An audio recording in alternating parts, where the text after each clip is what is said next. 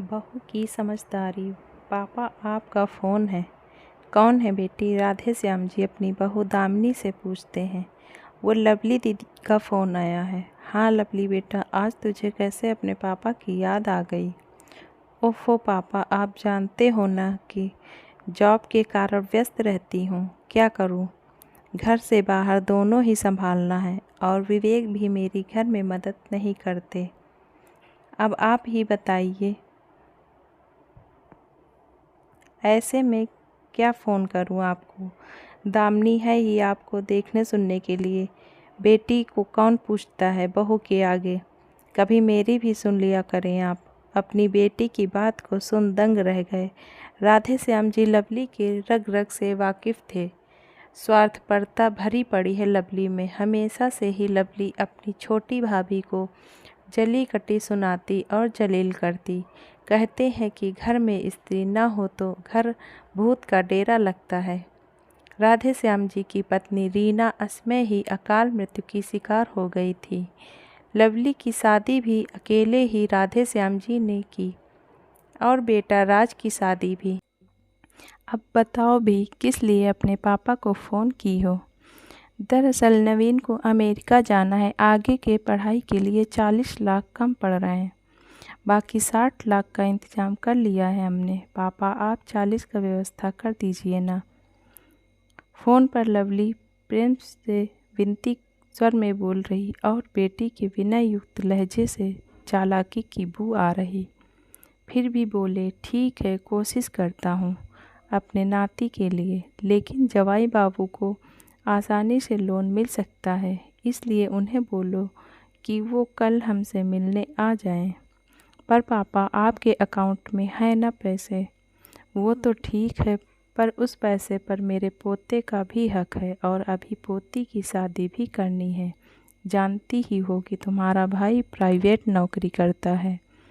बेचारा सब कुछ तो देख रहा है, मेरी दवाई, बिजली बिल, पर्व त्योहार का खर्च भी देखता है। लेकिन आपका पेंशन भी तो उसका परिवार ही खा रहा है ना। मेरी शादी के 2 साल तक 30 त्योहार में साड़ी व मिठाई भेजा गया, उसके बाद 20 साल तक कुछ भी नहीं आया।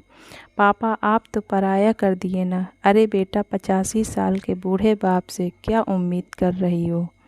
पेंशन से भी अपेक्षा मत करो। बहुत बोल चुकी, कल आओ दामाद जी के साथ, बाकी बात करते हैं। झल्ला कर फ़ोन राधे श्याम जी ने रख दिया।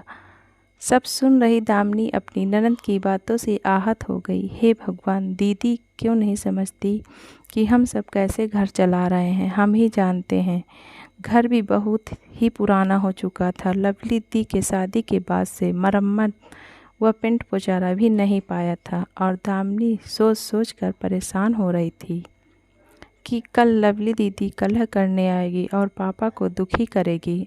अब दीदी को समझाना पड़ेगा कि पापा से इस तरह से न बोला करें।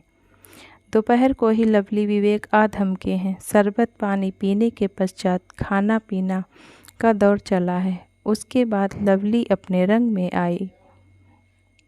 पापा क्या सोचे आप? 40 लाख का इंतजाम कैसे करेंगे? लवली के सवाल पर विवेक भी अपने ससुर की ओर ताकने लगे हैं।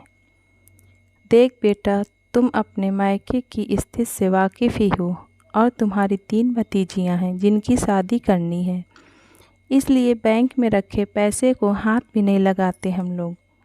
ऐसा है न बेटा कि तुम भी ग्रामीण पदाधिकारी हो और दामाद जी बैंक में हैं, तो सरलता से बैंक तुम दोनों को कर्ज दे सकती है और ब्याज भी कम लगेगा, क्योंकि बैंक में विवेक जी काम करते हैं। पापा का कहा सुन लवली तमक गई है।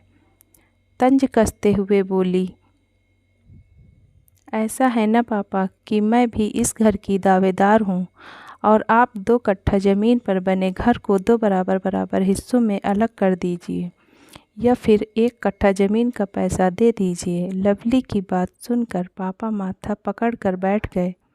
दामिनी को लगा कि कहीं कुछ हो न जाए। ससुर ही परिवार के कर्ता धर्ता हैं। लवली दी को मान सम्मान देना मतलब अपनी ही बेइज्जती कराने के जैसा है। भैंस के आगे बीन बजाने से कोई लाभ नहीं। वही हाल लवली का है। शातिरपना और लालचीपना के आचरण को ओढ़े दीदी आपका हिस्सा भी ज़रूर मिलेगा। जब आप अपनी ननंद से संबंध ठीक कर लीजिएगा। आपकी ननंद रिंकी भी इसी शहर में यहीं पड़ोस में रहती है ना। आपने उसके साथ क्या किया है? ना कभी उसे फ़ोन करती हैं आप, ना उसे अपने मायके आने देती हैं और विवेक जीजू से बहन को मिलने नहीं देती हैं, बल्कि रिंकी के द्वारा भेजी गई राखी को फेंक देती हैं। कहती हैं कि आपकी बहन ही राखी नहीं भेजती। आपके कारस्तानी की कहानी रिंकी रो रो कर सुना चुकी है मुझे। आप नहीं जानती कि अपने मायके आए ताकि अपने बेटी होने की दावेदारी न जतलाए। है न लवली दीदी? दामिनी के तंज भरी बातों से लवली का चेहरा फक पड़ गया। काटो तो खून नहीं। अब तो सारी कारगुजारी पति और पापा के समक्ष आ गई थी। चुप हो जा तू, लवली बोली। दीदी आप चाहती हैं न कि हम सब खुश रहें, तो सबसे पहले अपनी ननद से संबंध को स्वस्थ बनाइए। रिंकी अपने भैया के लिए तड़पती है। जहाँ तक आपके हक की बात है, हमने कभी आपको पलट कर जवाब नहीं दिया, न अवहेलना की है। फिर दीदी इतना जहर क्यों? आप तो संपन्न हैं, हम लोग से अधिक हैसियत है आपकी। फिर भी दीदी आप कहते कहते दामिनी फपक फपक कर रो पड़ी है। राधे श्याम जी अपनी बहू के समझदारी से गदगद हो गए। एक मेरा खून है जो नासमझ है, और बहू तो मेरा खून न होते हुए भी मेरे मान सम्मान को लेकर चलती है। कितना भाग्यवान हूँ, इतनी अच्छी समझदार बहू मिली है। सोचते हुए राधे श्याम जी की आंखें डबडबा गई हैं। विवेक खड़े हो जाते हैं। जा रहा हूँ मैं अपनी बहन से मिलने। आना है तो आ जाना, नहीं तो ऑटो से घर लौट जाना। माफ़ी चाहता हूँ पापा, आपकी अपनी बेटी न मायके की है न ससुराल की है। आज तक मेरी आंखों में इसने झूठ फरेब का पर्दा डाले हुए थी। आज सब कुछ साफ साफ दिख रहा है। कहते हुए विवेक अपने ससुर के समक्ष हाथ जोड़ दिए हैं। धन्यवाद। आपको ये कहानी अच्छी लगी हो तो प्लीज़ लाइक करें, सब्सक्राइब करें। Thank you.